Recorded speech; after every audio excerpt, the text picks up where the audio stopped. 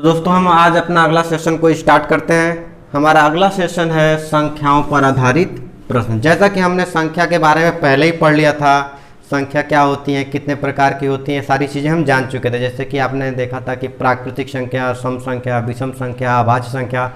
अब हम इन पे आधारित क्वेश्चंस को करते हैं कि कैसे एग्जाम में या इस टॉपिक से क्वेश्चंस पूछे जाते हैं। तो जैसे पहला हम टॉपिक उठाते हैं जो कि है प्राकृतिक संख्या पर आधारित प्रश्न।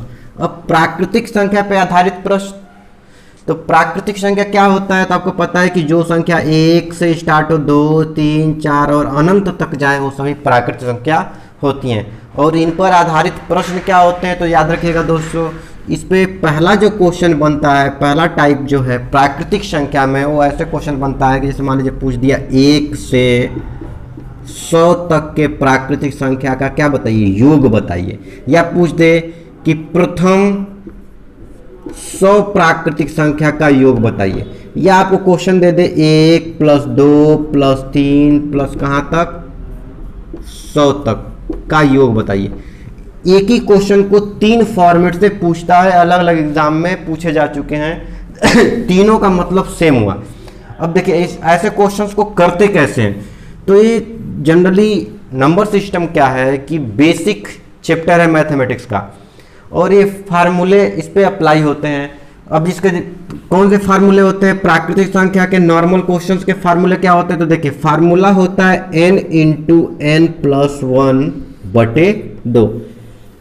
अब चूंकि फार्मूला तो होता है n × n + 1/2, लेकिन n है क्या? n कहाँ से आएगा? सबसे बड़ी बात है। तो ध्यान रखिएगा, प्राकृतिक n का मतलब होता है, यहाँ पे मैं लिख देता हूं, पदों की संख्या। पदों की संख्या। तो 1 से 100 तक की गिनती में कितने पद आएंगे, यानी कुल कितनी बार संख्याएं आएंगी? तो कुल 100 बार आएंगे। तो वही n का मतलब होता है।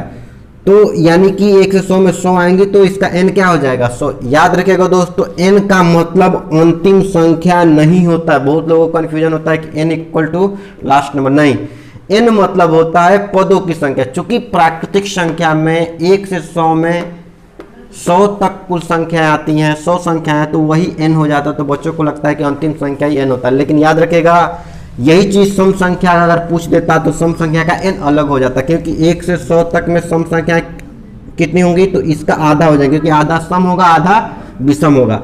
विषम वाले में भी n क्या हो जाएगा? इसका आधा हो जाएगा। लेकिन प्राकृतिक संख्या में यही क्या हो जाएगा? n हो जाएगा। तो ध्यान रहे कि n का मतलब अंतिम संख्या नहीं होता है, n का मतलब होता है कुल पदों की संख्या, यानी कुल कितने टर्म्स आते हैं उतने तक में। तो दोस्तों अगर हम फार्मूले पे जाते हैं तो इस क्वेश्चन को, क्योंकि तीनों सेम क्वेश्चन, इस क्वेश्चन को करने का फार्मूला n हमको मिल गया, तो n है 100 और इंटू यहाँ पे 100 रखेंगे तो और एक जोड़ेंगे तो क्या हो जाएगा? × 101/2, और इसको काटेंगे तो 50, और 50 में 1 से गुणा करेंगे तो आएगा 5050। ठीक है, अगर हम फार्मूले से जाते हैं तब तो आपको आ जाएगा 5050। लेकिन इन केस यदि फार्मूला हमें भूल गया तब क्या करते हैं? क्योंकि फार्मूला तो बेसिक है। तो इसके लिए क्या करिएगा, देखिए यहाँ पे जो अंतिम संख्या है, बिना फार्मूले के करने का तरीका क्या है कि अंतिम संख्या गुणे अगली संख्या, अंतिम संख्या गुणे अगली संख्या बटे में 2। इसको काटेंगे तो होगा 50, और इसको सॉल्व करेंगे तो सेम आंसर आएगा 5050। तो फार्मूला याद है तो भी ठीक है, नहीं याद है तो भी ठीक है, आंसर आपका क्या हो जाएगा? सेम आएगा। ठीक है दोस्तों, अब देखिए इसमें अगर प्राकृतिक संख्या में दिक्कत कब होती है? जब वैल्यू को 1 से लेके 100 तक पूछे तब तो कोई प्रॉब्लम नहीं है, लेकिन जब बीच की वैल्यू पूछ दे, क्योंकि देखिए जो फार्मूला, जो भी n वाले फार्मूले हैं वो उन्हीं के लिए अप्लाई होते हैं जिनकी स्टार्टिंग 1 से होती है। लेकिन अभी एग्जाम में क्वेश्चंस कैसे बनते हैं? जैसे मान लीजिए क्वेश्चन पूछ दिया कि 50 से 100 तक की संख्या का योग बताइए। अब यहाँ पे चूंकि फार्मूला तो लगा नहीं सकते, है प्राकृतिक संख्या है, लेकिन फार्मूला ये काम नहीं करेगा। फिर क्या करेंगे? तो दोस्तों अगर हमको सेम फार्मूले से जाना है तो कैसे जा सकते हैं? तो पहले हमको चूंकि पता है कि फार्मूला जो है वो 1 से जब चालू होगा तभी लगा सकते हैं, तो हम उसको 1 से चालू कर लेते हैं। पहले हम क्या करते हैं, तो 1 से चालू करेंगे तो 1 से 100 तक की संख्या का हम निकाल लेंगे, यानी यहां से लेके यहां तक का पूरा अगर निकालते हैं तो हम अभी निकाल रहे हैं 1 से 100 तक के लिए क्या आया था? तो 50 50। पहले इसका निकाल लेंगे। कैसे निकालता आपको दिख रहा है, में से घटा देंगे यहां से यहां तक वाली संख्या को, तो जो बच जाएगा वो यहां से यहां की संख्या हो जाएगी, क्योंकि इस पूरे में से इतना घटा देंगे तो ये वाली संख्या बचेगी। तो देखिए अब इसको घटाते क्या है, तो क्या घटाएंगे, तो अब देखिए 1 से कहां तक घटाएंगे, तो 49 तक की। तो 49 के लिए क्या हो जाएगा, तो अंतिम 49 के लिए क्या हो जाएगा, तो इसका यहाँ पे क्या हो जाएगा, अंतिम गुणे अगला बटे 2 करेंगे, तो इसको काटेंगे तो 25 बार में, और इसमें इसको घटाएंगे तो गुणा करिए 49 का 25 में गुणा करेंगे तो आपकी जो वैल्यू आएगी वो आएगी 1225। जो वैल्यू आएगी वो कितनी आएगी, 1225। अब 1225 को इसमें से घटा देंगे तो जो आपका आंसर आएगा वो आएगा 3825। तो देखिए दोस्तों क्या करना है, अगर बीच की वैल्यू पूछे तो हम पहले से लास्ट के लिए निकाल लेंगे, उसके बाद उसके जस्ट पहले वाले को तक को घटा लेंगे तो जो संख्या आएगी, अगर इस फार्मूले से जाना है तब, क्योंकि यहाँ पे दिक्कत होती है बच्चों को। लेकिन चले मैं एक और तरीका बता देता हूँ, अगर आपको प्रॉब्लम होती है तो, कि अगर बीच की वैल्यू आती है तो हमको बिना फार्मूले का कैसे करेंगे। देखिए जैसे मान लीजिए आपको बिना फार्मूले का करना है, तो 2925 आया था आंसर। सेम क्वेश्चन ले लेते हैं, 50 से कहाँ तक, 100 तक, बीच की वैल्यू पूछा है। दोस्तों देखिए क्या करिएगा, करना यह है कि पहली एक साथ एक बार जोड़ लीजिएगा, पहली संख्या और आखिरी संख्या को, यानी आखिरी संख्या के साथ पहली संख्या को एक बार जोड़ लीजिएगा, ठीक है दोस्तों। उसके बाद क्या करिएगा, पहले लास्ट संख्या में से पहले की जस्ट एक पहले वाली संख्या को घटा लीजिएगा। क्या करिएगा, एक बार इसको जोड़ लीजिएगा, एक बार इसके साथ इसके जस्ट पहले वाले को घटा लीजिएगा, तो क्या आएगा 49, और भाग दे दीजिएगा 2 से। क्लियर, इसको जोड़ लिए, फिर इसमें से इसको घटा लिए, भाग दे 2। इसको करेंगे तो आएगा 150, और इसमें से इसको काटेंगे तो 51 आएगा बटे 2, और इसको काट दे 75, और 75 के 51 में गुणा करेंगे तो आएगा 3825। तो एक बार चेक कर लीजिएगा आप गुणा करके, यानी दोनों कंडीशन में क्या हो रहा है, आंसर सेम हो रहा है। अब इसको आप जुबानी भी कर सकते हैं, ऐसा नहीं है कि इसको आपको याद रखना है फार्मूले की क्या है टफ, ऐसा नहीं भी याद हो तो देखिए एक बार इसको जोड़ना है, तो 100 150 जोड़ लिए, 50 तो 150 हो गया। अब आपको क्या इसमें से इसके पहले वाले घटाना है, तो 100 में से 49 घटा देंगे तो आएगा 51 बटे 2, काट लेंगे तो आपका आंसर आ जाएगा। ठीक है दोस्तों, और देखिए ये चीज आपको यहाँ पे नहीं काम आएगा, यहाँ के साथ साथ प्राकृतिक में तो काम आएगा ही आएगा, सम में भी सेम रूल काम करेगा, विषम में भी सेम रूल काम करेगा। बस सम और विषम के लिए क्या हो जाएगा, यहाँ 2 के स्थान पे 4 हो जाएगा। सम और विषम में बटे में 4 रखना पड़ता है, और प्राकृतिक में बटे में 2 रखना पड़ता है। दोस्तों चलिए अब फिर आगे बढ़ते हैं, इससे आगे अगला किस तरीके का क्वेश्चन पूछता है प्राकृतिक संख्या में। तो अगला जो क्वेश्चन प्राकृतिक संख्या में पूछता है वो इसका वर्ग करके, जैसे है तो प्राकृतिक संख्या वर्ग करके क्वेश्चन पूछ दे तब क्या करेंगे। तो दोस्तों देखिए अगर मान लीजिए वर्ग कर देता है, जैसे 1 का वर्ग प्लस 2 का वर्ग प्लस 3 का वर्ग कहाँ तक, तो मान लीजिए दे देता है 20 तक का वर्ग। इस केस में क्या करेंगे, तो इस केस में देखिए फार्मूला तो आपका चेंज हो जाएगा, n तो आपका सेम रहेगा क्योंकि प्राकृतिक संख्या में अंतिम संख्या ही n होती है, तो आपको पता है। लेकिन फार्मूला आपका क्या हो जाएगा, चेंज हो जाएगा। फार्मूला हो जाएगा n into n plus 1 2n plus 1 बटे 6, ये आपका फार्मूला। अब देखिए फार्मूला तो बहुत बड़ा है, फिर भी बेसिक पढ़ रहे हैं तो फार्मूला तो जानना पड़ेगा। जानना इसलिए पड़ेगा क्योंकि देखिए कोई भी चीज जब हम शुरुआत कर रहे होते हैं तो ट्रिक के तरफ तो जाते हैं बाद में, क्योंकि ट्रिक फार्मूले से ही कन्वर्ट होता है। कोई भी ट्रिक हो आपको फार्मूले से ही वो ट्रिक को बनाया जाएगा, लेकिन जब तक फार्मूला आपको नहीं पता होगा आपको ट्रिक में जाने में थोड़ी सी दिक्कत होगी, क्योंकि बेसिक चीज है। कोई भी चीज जब तक हम बेसिक को अच्छे से नहीं जानेंगे, अगर हमें बेसिक पता होगा तभी एडवांस तक जा सकते हैं। तो देखिए हम n के जगह पे चूंकि 20 रखते हैं तो n के जगह 20 रखे, 20 हो गया गुड़े 20 और 1 हो जाएगा 21 गुड़े 20 दूना के 40 में से 1 जोड़ेंगे तो 41 बटे 6। क्लियर। अब इसको काटते हैं, 3 दूना के 6 3 7 21, ये हो जाएगा 10 और 10 7 70, 7 एका में 7 7 चौक 28 और 0, तो ये हो जाएगा 2870। अब दोस्तों फिर बात आती है कि फार्मूला भूल गया तब क्या करेंगे। कोई दिक्कत नहीं है, फार्मूला तो मैं बताया इसलिए कि बेसिक भी आपको पता चलता रहे। अब फार्मूला भूल गया तो क्या करेंगे, तो आपको पता है कि आप क्या करते थे, तो अंतिम गुणे अगला करने आपको आता था इसके पहले वाले क्वेश्चन में, गुणा कर दीजिएगा इन दोनों को जोड़कर, अंतिम गुणे अगला, फिर इनको जोड़कर, तो 20 और 21 41 और भाग दे दिएगा 6 से। इसको काटेंगे तो इसका भी आएगा 2870, क्योंकि देखिए डायरेक्ट फार्मूले की जरूरत नहीं, आपके क्वेश्चन यहां पर आ गया, जैसे 20 21 41 बटे 6 और काटे हैं तो कितना आया है 2870। ठीक है दोस्तों, अब देखिए इसके आगे बढ़ते हैं, अगला क्वेश्चन हम देखते हैं कि प्राकृतिक संख्या में अगला क्वेश्चन क्या पूछता है। तो प्राकृतिक संख्या में जैसे मान लीजिए अब सेम क्वेश्चन है, अब इसका अगर मान लीजिए कर दिया क्यूब, सेम क्वेश्चन था बस क्या कर दिया, सॉरी इसका क्यूब कर दिया, एन तो आपका सेम है, प्राकृतिक संख्या के एन सेम होता है, लेकिन पहला सिंपल था प्राकृतिक संख्या पे, दूसरा वर्ग का था, तीसरा इसका क्यूब कर दिया। देखिए यहां पे फिर फार्मूला चेंज हो जाएगा, फार्मूला हो जाएगा n इंटू एन प्लस 1 बटे 2, यानी जो पहला वाला फार्मूला पढ़े थे सेम फार्मूला, बस इसका क्या कर देंगे होल स्क्वायर कर देंगे। ये फार्मूला हो जाएगा किसका, तो प्राकृतिक संख्या के क्यूब यानी घन का फार्मूला आपका हो जाएगा। अब प्राकृतिक संख्या के घन का फार्मूला हो गया, अब आपको चूंकि n पता है तो रख दीजिए। अब प्राकृतिक संख्या का आप फार्मूले से करते रहिएगा, क्योंकि वैल्यू बस रखना, n की वैल्यू आप भाग दे दीजिएगा, लेकिन आप आपको डायरेक्ट कैसे करना है, तो आपको पता है कि n इंटू एन प्लस 1 बटे 2 में क्या करते थे, तो अंतिम गुणे अगला बटे 2 करते थे, यही करते थे। अब बस इसका क्या कर देना, तो होल स्क्वायर करने का तो होल स्क्वायर कर दीजिए, ये हो जाएगा 10 और ये हो जाएगा 210 का स्क्वायर, और 210 का स्क्वायर करेंगे तो 21 का 21 इंटू 21 का हो जाएगा 441 और 00, तो आपका आंसर क्या हो जाएगा 44100।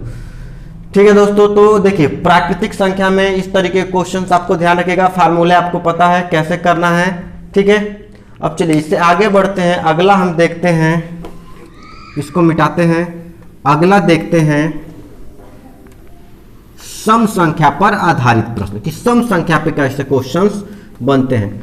तो देखिए सम संख्या पर आधारित प्रश्न में क्या है, पहले तो सम संख्या आपको पता है क्या होता है, तो सम संख्या है 2 4 6 सभी क्या होती हैं, सम संख्याएं होती हैं। अब इन पर आधारित प्रश्न कैसे पूछता है, तो जैसे मान लीजिए पूछ दिया कि 2 4 6 कहां तक, तो मान लीजिए पूछ दिया 50 तक।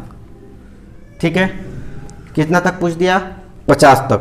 तो अब क्या करेंगे, अब चूंकि देखिए एक चीज ध्यान रखिएगा, आपको पता है कि सम संख्या का n अंतिम संख्या नहीं होता है, अंतिम का आधा होता है, तो इसका अगर आधा करेंगे तो होगा 25, जो कि क्या है 25, जो कि क्या है n है।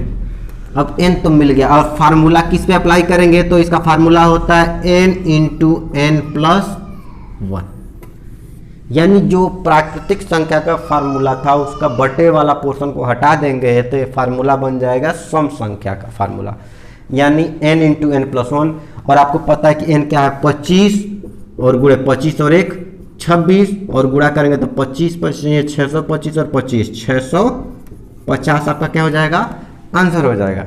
ठीक है दोस्तों, चलिए अगला क्वेश्चन, अगला चीज हम देखते हैं, अगला पोर्शन कि अगर मान लीजिए कि एक क्वेश्चन पूछा है इस तरीके के कि अगर पूछ दिया प्रथम 10,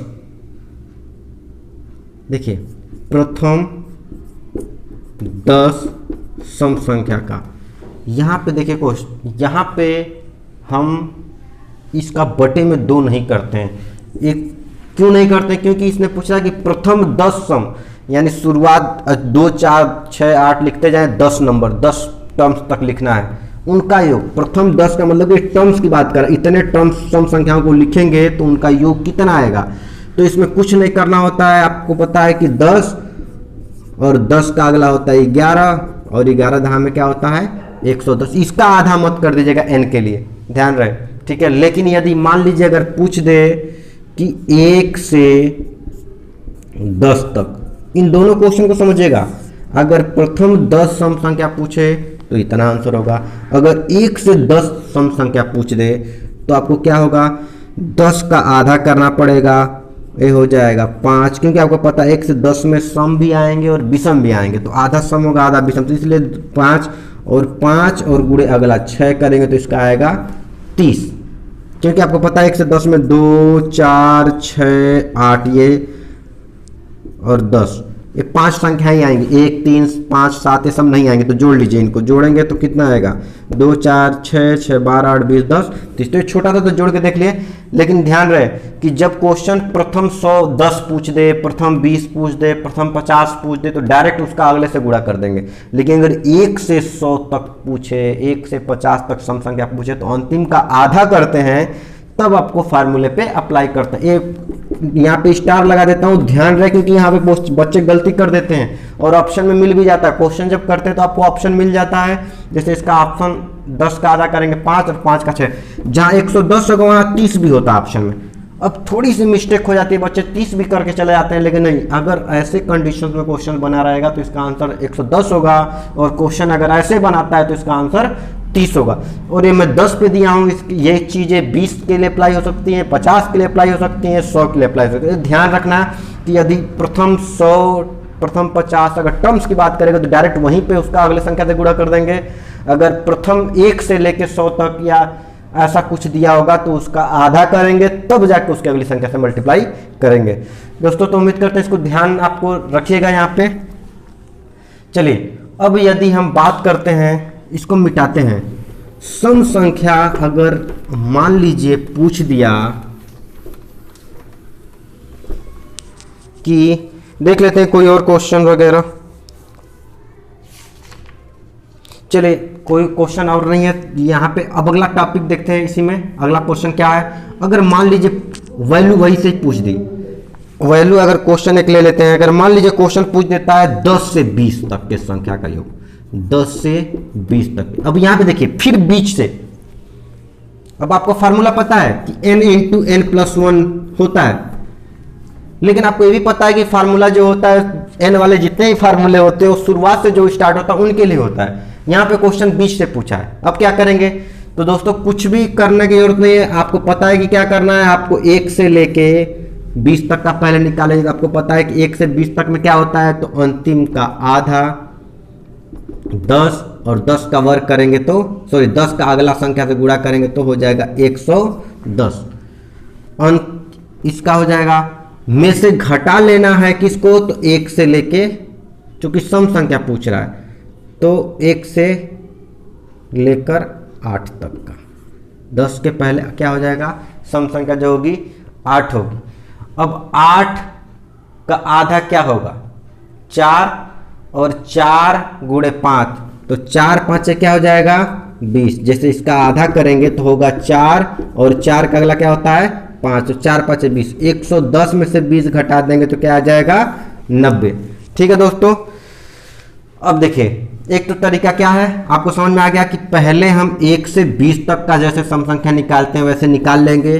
फिर 10 से 20 हमको चाहिए तो 1 से 8, यानी सम संख्या देखिए आपको पता है कि क्या आएगा, 2 आएगा और 8 तक आएगा, 9 और 1 तो ऐसे भी नहीं है। 1 से 9 बचा, अगर आप सोच रहे होंगे कि 1 से 9 बचा तो 8 क्यों ले रहे, तो हम सम संख्या पढ़े तो इसके बीच 2 आएगा, इसके 8 आएगा, इस 1 का कोई मतलब नहीं है। तो 8 का आधा करेंगे तो 4, और 4 का अगली संख्या से गुणा करेंगे तो 4 5 20 और 90। ठीक है दोस्तों, अगर फार्मूले से जाते हैं तब, लेकिन हमें जाना नहीं है बीच की, जब भी क्वेश्चन पूछेगा हमें फार्मूले से जाना। मैं बस बता इसलिए रहा हूं कि आपको पता रहे एक बार, क्योंकि प्लान ए प्लान बी, कभी भी 2 प्लान लेके जाइएगा एग्जाम में, तब आप प्लस में रहेंगे। क्योंकि देखिए कई दिमाग कैसा है, उस टाइम पे क्या है एग्जाम हॉल में, क्लिक किया नहीं किया, तो आपको आपके पास बैकअप होना चाहिए। तो कभी भी प्लान ए प्लान बी आप रखिएगा कि एक चीज अगर फेल होता है तो दूसरे प्लान से आप जा सकते हैं। तो दूसरा देखिए, अगर आपको मैंने बताया कि एक तरीका हमसे क्या पूछ रहा है 10 से 20, तो आप लिखिए 10 12 कहां तक 20 तक, आपको पता है सम संख्या, तो सम संख्या ही लिखेंगे। अब आपको वही चीज जो प्राकृतिक संख्या में मैं बताया था, क्या बताया था कि अंतिम संख्या और पहले संख्या को एक बार जोड़ लीजिएगा। क्लियर दोस्तों, उसके बाद क्या करिएगा, अंतिम संख्या में से पहले की एक पहले वाली संख्या, तो 10 के एक पहले क्या आएगा, तो 8 आएगा, क्योंकि इधर 12 इधर 8 आएगा, उसको घटा लीजिएगा। और सम संख्या और विषम संख्या में भाग किससे देना है, तो 4 से भाग देना है। प्राकृतिक संख्या में भाग किससे देना था, 2 से। सम में विषम में भाग किसे देना है, 4 से, 4 से भाग दे लीजिए।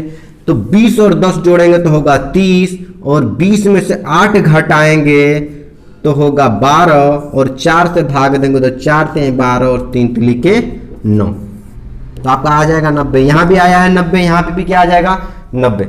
और देखिए बीच की संख्या पूछे तो ऐसे ही जाइएगा, मेरी बात मानिए, प्रैक्टिस आप कर लेंगे तो ये आसान लगेगा, क्योंकि आपको करना नहीं है 20 10 30 कर लेना है एक बार, और 20 में से 8 घटाएंगे 12 कर लेना है एक बार, बटे में 4 से भाग देना है, तो बस इतना ही करने पे आपका आंसर आ जाएगा। क्लियर दोस्तों? चलिए प्राकृतिक संख्या को हमने देख लिया, सम संख्या को देख लिया, अगला हम देखते हैं विषम संख्या पर आधारित प्रश्न। अब विषम संख्या पर आधारित प्रश्न को देखते हैं। तो विषम संख्या, तो विषम संख्या क्या होती है, तो आपको पता है कि 1 3 5 ये सभी संख्या, यानी वैसी संख्या जो 2 से विभाजित न होती वो सभी क्या होती है, विषम संख्याएं होती हैं। तो अब देखिए विषम संख्या पे आधारित प्रश्न, जैसे मान लीजिए कि दे दिया 1 3 5, मान लीजिए दे दिया 49 तक के संख्या का योग बताइए। दोस्तों अब बताइए इसका n क्या होगा, क्योंकि प्राकृतिक संख्या का n तो हमको पता था कि अंतिम संख्या होती है, सम संख्या का उसका आधा कर देते थे, लास्ट नंबर का तो n निकल जाता था, लेकिन विषम संख्या का n निकालने के लिए क्या करेंगे, अंतिम संख्या जो भी होगा उसमें 1 जोड़ दीजिएगा और 2 से भाग दे दीजिएगा। तो इसमें क्या करेंगे, अगर विषम संख्या होगा तो इसमें क्या करेंगे, 49 में 1 जोड़ेंगे, क्लियर, भाग दे देंगे 2 से, तो ये क्या हो जाएगा 50/2, आपका n हो जाएगा 25, क्लियर, और n हो जाएगा आपका क्या 25। अब देखिए इसका फार्मूला क्या होता है, फार्मूला होता है n का स्क्वायर, इसका जो फार्मूला होता है वो n का स्क्वायर होता है, सिर्फ n का स्क्वायर, यानी किसका फार्मूला, विषम संख्या का निकालने का फार्मूला होता है n स्क्वायर। तो अब कुछ भी नहीं करना है, 25 का स्क्वायर कर दीजिए तो क्या आ जाएगा 625, यही आपका क्या हो जाएगा आंसर हो जाएगा। अब दोस्तों देखिए अगर क्वेश्चन मान लीजिए पूछ दे अगला कि जैसे प्रथम 10 विषम संख्या, जैसे हम सम संख्या में आपको दिखाया था, स्टार लगा देता हूं यहां पे भी, ठीक है, जैसे सम संख्या का बताया था कि प्रथम पूछे या 1 से 10 पूछे तो उसमें दिक्कत है, वहां पे आपको सतर्क रहना पड़ेगा। जैसे प्रथम 10 विषम संख्या, यानी 10 टर्म्स तक विषम संख्या को लिखना है, 1 3 5 10 के टर्म तक, 10 पद तक, तो उनके लिए आप क्या करेंगे, तो आप कुछ भी नहीं करना है, आपको डायरेक्ट इसका क्या कर देना है, n आप निकालेंगे, न करिएगा कि 10 + 1, ऐसा कुछ नहीं, डायरेक्ट इसका क्या कर लीजिएगा, आप वर्ग कर लीजिएगा, तो क्या हो जाएगा 10 हमें 100।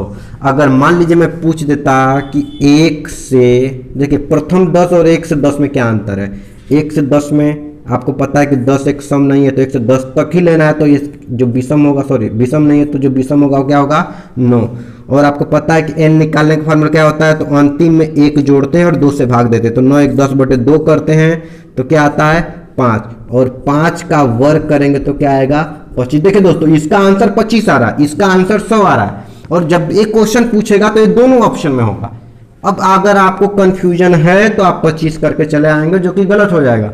अगर प्रथम 10 टर्म्स, यानी जैसे पूछता है फर्स्ट 10 ऑड टर्म्स, या पूछ दे, या फिर ऐसे क्वेश्चन पूछे 1 से 10, तो दोनों में अलग अलग क्वेश्चन से अलग अलग आंसर आएंगे। इसके लिए डायरेक्ट स्क्वायर कर देंगे, इसमें n निकालने के बाद स्क्वायर करेंगे, इसका n ही है क्योंकि टर्म्स यूज हुआ 10 बार, तो जितना टर्म्स यूज होता है वही n होता है, यहाँ पे n निकालना पड़ा है क्योंकि इसमें सम भी है, इसमें सब भी सम है 10 के 10।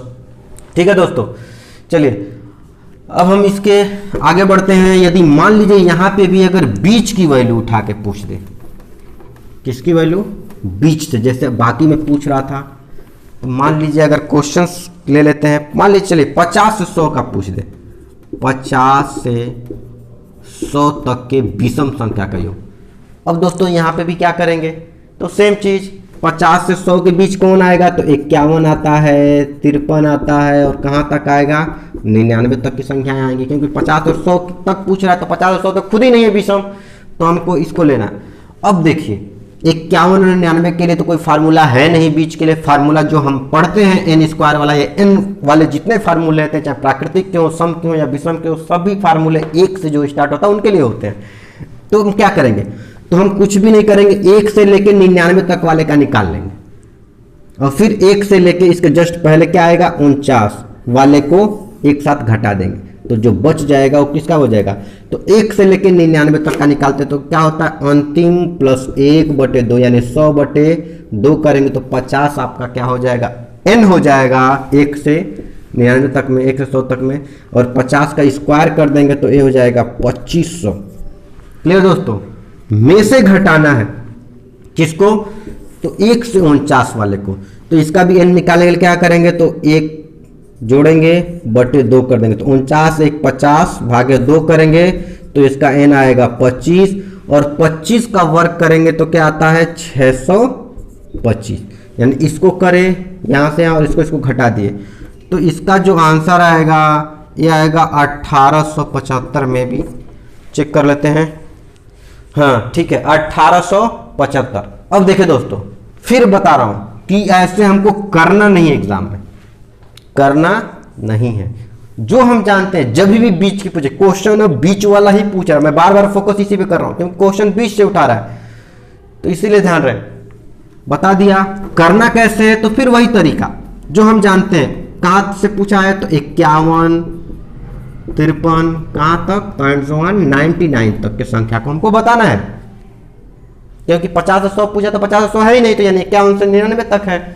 बस वही चीज, अंतिम संख्या प्लस पहली संख्या, क्लियर, एक साथ अंतिम संख्या माइनस पहले से एक पहले, तो पहले से एक पहले क्या आएगा 51 से एक जस्ट पहले, तो 50 नहीं 49, क्योंकि जब आगे बढ़ रहे तो 51 के बाद 53 आ रहा है, तो पीछे आएंगे तो 51 के पहले 49 आएगा, और भाग देना है किससे, तो सम और विषम में हमें भाग देना होता है 4 से। क्लियर दोस्तों। अब देखिए इसको जोड़े तो आया 150, इंटू इसमें से इसको घटाए तो आया 50, और भाग देना है किससे 4 से, 2 ये हो गया 25, 2 ये हो गया 75, और 75 का 25 में गुणा करेंगे तो आएगा 1800, कितना आया था 75। आप चेक कर लीजिएगा आंसर में गलती नहीं आएगी। तो आपको जाना है किससे, इस तरीके से। तो उम्मीद करते हैं दोस्तों आपको क्लासेस समझ में आई होंगी, अच्छे से इसको तैयार कर लीजिएगा। बहुत इंपॉर्टेंट तो नहीं कह सकते हैं, लेकिन हाँ नंबर सिस्टम में जो आप पढ़े थे संख्याओं के नॉलेज में, यानी type of knowledge sorry numbers, उसमें उसका जो यूज होता है यहीं पर होता है। अब दोस्तों एक चीज और देख लेते हैं जाते जाते, क्योंकि वहां से भी क्वेश्चंस बने हैं।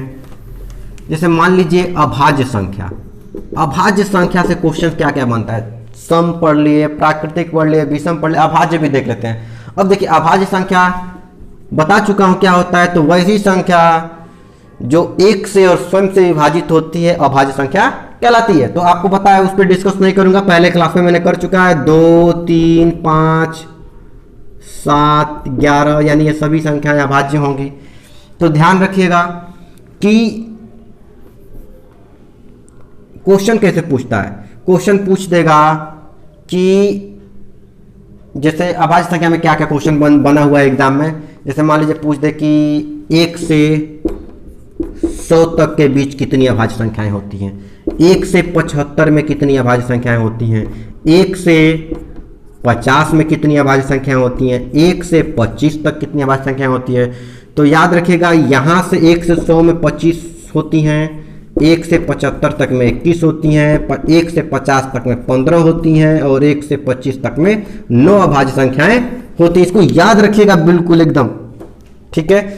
अब देखिए क्वेश्चन पूछ दे, एक चीज याद रखिएगा, अगर मान लीजिए क्वेश्चन पूछ देता है कि 30 और 40 के बीच आने वाली अभाज्य संख्या का योग बताइए, तो अब आपको 30 और 40 के बीच, चूंकि अभाज्य संख्या जब पता होगा तभी कर पाएंगे। अभाज्य संख्या से क्या क्या क्वेश्चन बने हैं मैं बता रहा हूँ, टेट वगैरह में या फिर छोटे एग्जाम में क्लर्क वगैरह में या फिर यूपी ट्रिपल एससी में ऐसे क्वेश्चंस बनते हैं, बाकी एसएससी वगैरह में तो नहीं बनते हैं। लेकिन हाँ, चूंकि बेसिक पढ़ रहे हैं तो हमें नॉलेज हर चीज का होना चाहिए बेसिक, क्योंकि देखिए छोटे क्वेश्चन को हमको मिस नहीं कर रहा है। तो देखिए 30 और 40 के बीच अभाज्य संख्या, अभाज्य मतलब जो विभाजित ना होती है, तो एक 31 आएगा और एक 37 आएगा। योग पूछ रहा है तो इन दोनों को जोड़ लेंगे, 7 और 1 8, 3 और 3 6, तो आंसर क्या हो जाएगा 68। या फिर पूछ सकता है आपसे कि सब 2 अंकों की सबसे छोटी अभाज्य संख्या बताइए। ध्यान रहे ये क्वेश्चन पूछा हुआ है, एग्जाम का क्वेश्चन है, बच्चे गलत करे थे। 2 अंकों की सबसे छोटी अभाज्य संख्या बताइए। तो 2 अंकों की सबसे छोटी संख्या तो 10 होती है, लेकिन अभाज्य नहीं है। तो 10 के बाद क्या आती है 11, जो कि क्या है अभाज्य के 7 के बाद पहली जो 2 अंकों की संख्या आई है वो क्या आई है 11। तो क्वेश्चन पूछा था एक बार सीटेट में पूछा था कि 2 अंकों की सबसे छोटी अभाज्य संख्या क्या होती है, तो याद रखें 11, और 2 अंकों की सबसे बड़ी अभाज्य संख्या होती है, अब 2 अंकों की देखिए 99 नहीं होता है, कटता है 33 से 3 से 98, यानी सम संख्याएं तो सभी कटती हैं सिवाय 2 के, ठीक है। और तो क्या हो जाएगा 97, 2 अंकों की बड़ी से बड़ी अभाज्य संख्या होती है और 2 अंकों की छोटी से छोटी अभाज्य संख्या क्या होती है 11। अब दोस्तों यहां पे आपको ध्यान रखना है एक चीज कि 2 एकमात्र ऐसी संख्या है जो सम होते हुए भी अभाज्य है, उसके अलावा जितनी भी सम संख्याएं वो सभी क्या होती हैं भाज्य संख्याएं होती हैं। तो सबसे छोटी संख्या यहां से क्वेश्चन को ध्यान रखेगा। और दोस्तों और कुछ बताने के लिए आकर मान लीजिए, चलिए एक चीज और मैं बता देता हूं कि जैसे क्वेश्चंस बेसिक ही है, जैसे पूछता है कि 1 से 100, क्योंकि बाद में याद आएगा नहीं आएगा और पूछे हुए क्वेश्चंस हैं सीटेट वगैरह के एग्जाम में, इसलिए बता देता हूं। 1 से 100 में देखिए जो 0 आता है वो कितनी बार आता है, और 1 से 100 तक की संख्या में 1 कितनी बार आता है। जैसे अंक कितने होते हैं 1 से लेकर 9 तक, सॉरी 0 से लेकर 9 तक कुल 10 अंक होते हैं। अब 10 ही अंक आते हैं, चाहे जैसे 1 2 12 हो गया, 1 3 13 हो गया, 3 4 34 हो गया, यानी इन्हीं में से अंकों का यूज करके। तो क्वेश्चन पूछा है कि 1 से 100 तक में 0 कितनी बार आता है, तो 1 से 100 तक में 0 जो आता है वो आता है 20 बार, ध्यान सॉरी 21 बार, गिन लीजिएगा। 1 से 100 तक में 0 आता है वो आता है 21 बार, एक संख्या हो गया एक अंक। 1 से 100 तक में लिख देता हूं पूरा, 1 से 100 तक में 0 जो आता है वो 21 बार आता है। 1 से 100 तक में 1 जो आता है वो आता है 20 बार। क्लियर, सॉरी 1 मिनट गलत हो रहा है। 1 से 100 तक में 0 जो आता है वो आता है 11 बार। 1 से 100 तक में 1 जो आता है वो आता है 21 बार। क्लियर दोस्तों। असल बात छोटी चीजें हमेशा स्लिप होती रहती हैं, पढ़ाते हैं नहीं, अब अचानक से आज दिमाग में बता दिया तो ध्यान रखिएगा। इसीलिए मैं बोल रहा हूं कि छोटी जो चीजें होती हैं वो रनिंग में नहीं होती है, प्रैक्टिस में नहीं होती है। हम ये सोच के छोड़ देते हैं कि चलो आता है, और इस चक्कर में अगर थोड़ा भी आपका प्रेशर में माइंड आया एग्जाम में, चूंकि देखिए एग्जाम में दिक्कत क्या होती है, एग्जाम में आते हुए क्वेश्चन गलत क्यों होते हैं, क्योंकि घड़ी की जो क्या होती है घड़ी चल रही होती है, और जैसे ही हमारे पास समय कम बचता है और हमारे क्वेश्चन को टाइम ज़्यादा लगने लगता है तो हमारे बार बार दिमाग घड़ी पे जाता है, और इस चक्कर में हम गलतियां करना चालू कर देते हैं और छोटे क्वेश्चन हमेशा गलत हो जाते हैं। तो उससे बचना है आपको, प्रैक्टिस छोटे क्वेश्चन में भी रखना है। तो 1 से 10 तक में 1 से 100 तक में 0 11 बार आता है। 1 से 100 तक में 1 जो आता है वो आता है 21 बार। क्लियर दोस्तों। अब देखिए 0 का काम हो गया 1, अभी भी कितनी संख्याएं बची हैं 2 3 4 5 6 7 8 9, अभी ये जितने 2 3 4 के कुल 10 अंक होते हैं 0 और 1 के लिए। 2 से लेकर 9 तक की जो अंक हैं ये सभी 20-20 बार आते हैं, ये सभी 20-20 बार आते हैं। 0 11 बार, 1 21 बार, 2 3 4 5 6 7 8 9, ये सभी संख्याएं सभी अंक कितनी बार आते हैं 20-20 बार। अब क्वेश्चन पूछता है कि 1 से 100 तक में कुल कितने अंक आते हैं। 1 से 100 तक में कुल कितने अंक आते हैं, तो याद रखिएगा दोस्तों कुल 192 अंक आते हैं। कुल कितने आते हैं 192 अंक। जोड़ सकते हैं, यहां से भी नहीं याद है, डायरेक्ट नहीं याद आ रहा है तो जोड़ सकते हैं। जैसे 20 वाले 20 8 हैं, 1 2 3 तो हो जाएगा 160, 1 1 2 और इसको जोड़िए 1 1 2 2 1 3 और 6 9 और 1, तो कुल कितने आ जाएंगे 192। चलो दोस्तों, उम्मीद करते हैं आपको एक क्लास समझ में आया होगा। बाकी अब अगली क्लास में देखते हैं।